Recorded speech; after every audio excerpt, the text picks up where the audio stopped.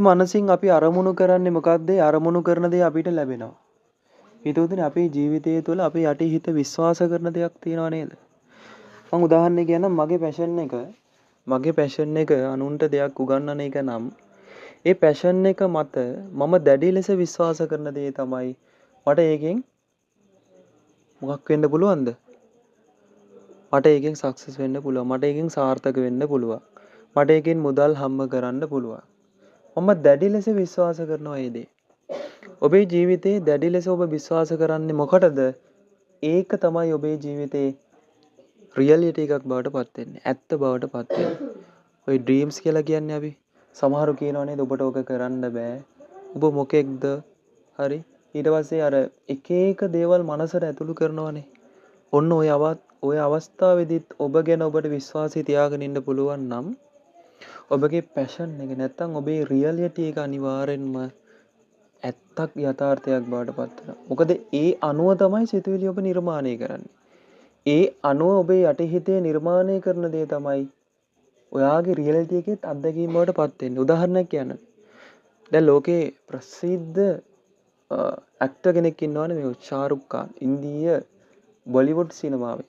ඔහු කියලා තියෙන එක තැනකදී එයා දැක්ක සීනේ තමයි මේ ලෝකේ ඉන්න ප්‍රබලම නැත්තම් ලෝකේ ඉන්න දක්ෂතම ග්‍රාම ඇක්ටර් වෙන්න විදිහට පත් වෙනවා කියලා එයා හිතනවා. එයා කල්පනා කරන දැන් එයාගේ ඩ්‍රීම්ස් එක එයා ලියාගෙන තියෙන්නේ. ඒක පැහැදිලි. හරි. ඒක ඕවර් ඇක්ටිං නෙවෙයි. ඒ කියන්නේ අපි අර ඉතින් මවාගත්ත එකක් නෙවෙයි. අපි මිනිසුන්ට පේන කියන එකක් නෙවෙයි. දැන් අපි හැමදේම කරන්නේ මිනිසුන්ට පේන්නනේ. ඇඳුම් අදින්නේ, හරි සෝද වෙලුන් ගාන්නේ, ඊට පස්සේ ගමන් බිමන් යන්නේ, සල්ලි හම්බ කරන්නේ. කාට පේන්නද? මේ people method නැත්නම් මේ මිනිස්සුන්ගේ ඇස් වලට පේන්නේ. අපිට ඕන නිසා නෙවෙයි ඇත්තටම. ඔයාට ඕන නිසා දෙයක් පටන් ගන්න. ඔයාව සක්සස් කරන්න ඔයා මොනවා හරි දෙයක් පටන් ගන්න. පැහැදිලිද? ඒක අනිත් අයට ඕන නිසා කරනවා නෙවෙයි. ඔයාගේ පැෂන් එක ඔයා තෝරගෙන එතනින් ග්‍රෝ වෙන්න පටන් ගන්න. ඔයාට කිසිම වෙලාවකදී වරදින්නේ නැහැ. මොකද වැරදුනත් නැවත ආරම්භ කරන්න ඔයාට අර මයින්ඩ් එකක් තියෙනවා එතනදී. කඩාගෙන වැටෙන හැම වෙලාවකදීම හිතන්නේ මෙන්න මෙහෙම. දැන් පැෂන් එක තෝරගත්තානේ. දැන් මට තියෙන්නේ අනුන්ට උගන්වන මානසිකත්වයේ නම් ඒ අනුව ෆ්‍රීකවන්සි නිර්මාණය වෙනවා නම් මට එතනින් ග්‍රෝ වෙන්න තියෙන එකම අවස්ථාව තමයි අනුන්ට තව කෙනෙක්ට උගන්වන්න. හරි? ඒක මොන දේ වුණත් මම කරනවනේ. ඒ කියන්නේ මොන බාධකයාවත් මොන දේ වුණත් කොහොම හරි ඉත්තෙන් හෝ කෙක්කෙන් අන්න ඒක කරන්න පටන් ගන්න. එතනදී අපේ මනස දකින දේ මේ විශ්වයේ ඇත්තක් බවට පත් කරනවා. මේක මේ ලෝකයේ පිළිගත්ත ක්‍රමයක්. හරි? දැන් මුදල් ගැන හිතන්න මෙන්න මෙහෙම. මුදලට අවශ්‍ය දේ මොකක්ද? හැම වෙලාවකදීම යන එන කියන එකනේ. ඒ කියන්නේ මොකද ඒකට අපි කියන්නේ මේ අයවැය කියන යෝජන. හරි? ඒ කියන්නේ අපි ආයෝජනය කරනවට වඩා වියදම් කරන එක වැඩි වුණොත් අනිවාර්යයෙන්ම අතරින් මුදල වියදම් වෙන්නේ නැද්ද? වියදම් වෙනවා. ආයෝජනය කරනවා වැඩි වුණොත් අන්න ඒ අනුව සිතුවිලි නිර්මාණය වෙලා ඒක රියැලිටි එකක් බවට පත් වෙනවා. ඒ නිසා මම කියන්නේ ඔයාගේ පැෂන් එක තෝරගන්න. ඒ අනුව යන පාත් එකක් තෝරගන්න. ඒ වෙනුවෙන් 100%ක් ફોකස් එක දීලා ඔයාගේ 100% එතන කරන්න පටන් ගන්න. ඔයා දන්නවද එතනදී ඔයාට බාධකයක් මෙන්න මෙහෙම. අරයා නිසා මම මේක නවත්තනවා. මෙයා නිසා මම මේක නවත්තනවා. අරයාගේ ප්‍රශ්න නිසා මේක නවත්තනවා. එහෙම එකක් ඔයාගේ ජීවිතය තුළ තියාගන්න එපා. ඔයා කොහොම නෙමෙයි කොහොම කිව්වත් විශ්වය වුණත් ඔයාට උදව් කරන්නේ නැහැ. ඒ නිසා ඔයා මේ රියැලිටි එකට එන්න අවශ්‍යතාවයක් තියෙනවා නම් ඔයාට ග්‍රෝ වෙන්න ඔයාට සක්සස් වෙන්න අවස්ථාවක් තියෙනවා නම් මේ මොහොතේකට හොඳම අවස්ථාව කියලා හරි ඒ ඩ්‍රීම්ස් ඒ සිහින යථාර්ථයක් විදිහට දකින්නද ඒ අනුව ක්‍රියා කරන්න පටන් ගන්න. ඔයා දන්නවද එකක්?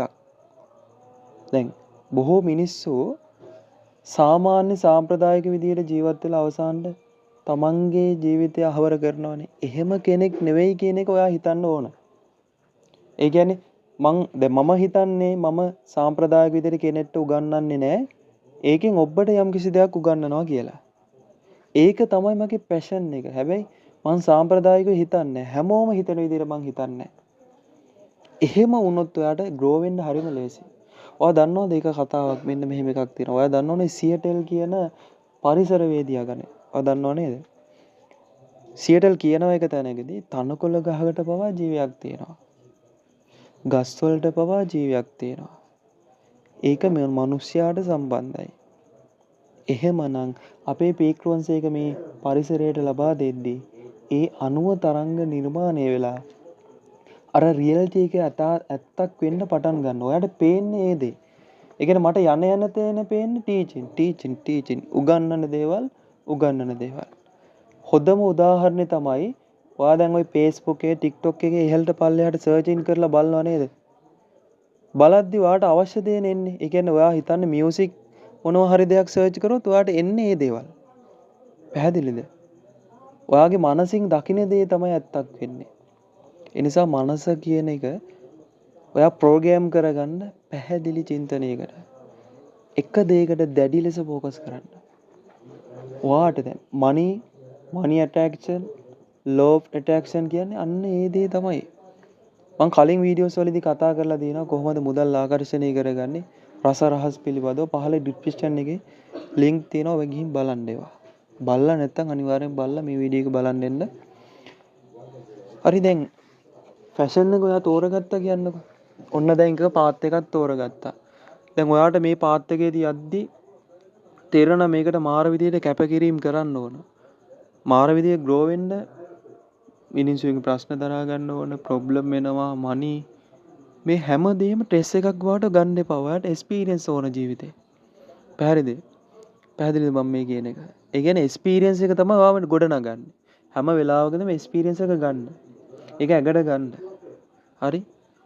ඒ එක්ස්පීරියන්ස් එකෙන් තමයි ඔයාගේ next level එක කියන එක තීරණය වෙන්නේ. පැහැදිලිද? ඒ කියන්නේ මේ ලෝකයේ තුල වෙනසක් කරපු කෙනෙක් ඉන්නවා නම් යාලට හැමදේම හොඳම විදියට ලැබිලා නැහැ. මයිකල් ජැක්සන් ගන්න, රොනාල්ඩෝ ගන්න, ක්‍රිස්ටියානෝ රොනාල්ඩෝ ගන්න, ඊට පස්සේ ලයනල් මෙසි ගන්න. මේ හැම දෙනාම grow වෙලා තියෙන්නේ යාලට අමාරු අවස්ථාවන් තිබෙන එක්ස්පීරියන්ස් එක තියෙන නිසා. ඒ නිසා ඔයා ජීවිතය තුළ කරදරයක් පීඩනයක් විදිහට ගන්න බෑ හැමදේම එක්ස්පීරියන්ස් කියලා ගන්න. ඔයා ඉන්නේ මඩගොඩක නම් ඒ මඩගොඩෙන් ඈත් වෙන්න ඔයා දැම්මිදම ක්‍රියා කරන්න පටන් ගන්න. ඒකට ඔයා 100ට එකක් දෙන්න. දවස් 30ෙම අපි මේ ෆෝන් එකේ ඉන්ස්ටෝල් කරගෙන ඉන්නවනේ. ඔයා දකින්නේ මිනිස්සුන්ගේ සෝෂල් මීඩියා ග්‍රෝ එක ඊට පස්සේ උන් සක්සස් වෙලා ඉන්න විදිය. මේ දේවල් මනසින් අයින් කරලා ඔයාගේ ග්‍රෝ එක ඔයා දකින්න පටන් ගන්න. පුළුවන් නම් ඒවා ලියන්න, පැහැදිලිව දකින්න, ඒ වෙනුවෙන් වැඩ කරන්න, ඒ වෙනුවෙන් මහන්සි වෙන්න.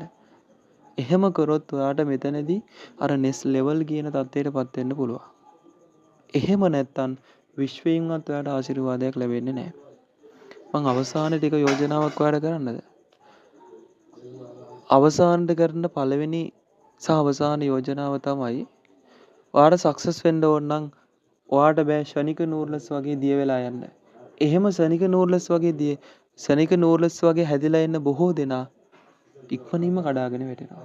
පැහැදිලිද? ඒ නිසා ඔයාට grow එකක් තියෙන්න ඕන, grow එකක් අවස්ථාවක් ලැබෙන්න ඕන, ඔයාට experience තියෙන්න ඕන, කාලයක් ගත වෙන්න ඕන. ඒ නිසා දැම්මේ ධම්ම ක්‍රියා කරන්න. මේ වීඩියෝ එක බලන 21 අවුරුදු 22 අවුරුදු 23 ඊට පස්සේ ඊට පල්ලෙහා ඉගෙන ගන්න කෙනෙක් නම් මේක මාර වැදගත් කතාවක් වෙයි. ඔයාට අනිවාර්යයෙන්ම grow එකක් තියෙනවා. ඒ වෙනුවෙන් ක්‍රියා කරොත් හරි. ඒ වෙනුවෙන් ක්‍රියා කරන්න පටන් ගන්න. ඒ වෙනුවෙන් හීන දකින්න, ඒක යථාර්ථයක් විදිහට දකින්න. හරි? එතකොට ඒක තමයි මම මේ වීඩියෝස් එකකින් කතා කරේ. බොහොම ස්තුතියි වීඩියෝ එකත් එක්ක රැඳිලා හිටියට. මේ වගේ තවත් වීඩියෝ එකකින් හමු වුණු තුර ඔබට ජයග්‍රාහී දවසක් මම හදවතින්ම ප්‍රාර්ථනා කරනවා ඔබගේ හිතේ තියෙන දේ ඇත්තක් වෙන්න කියලා. බොහොම ස්තුතියි.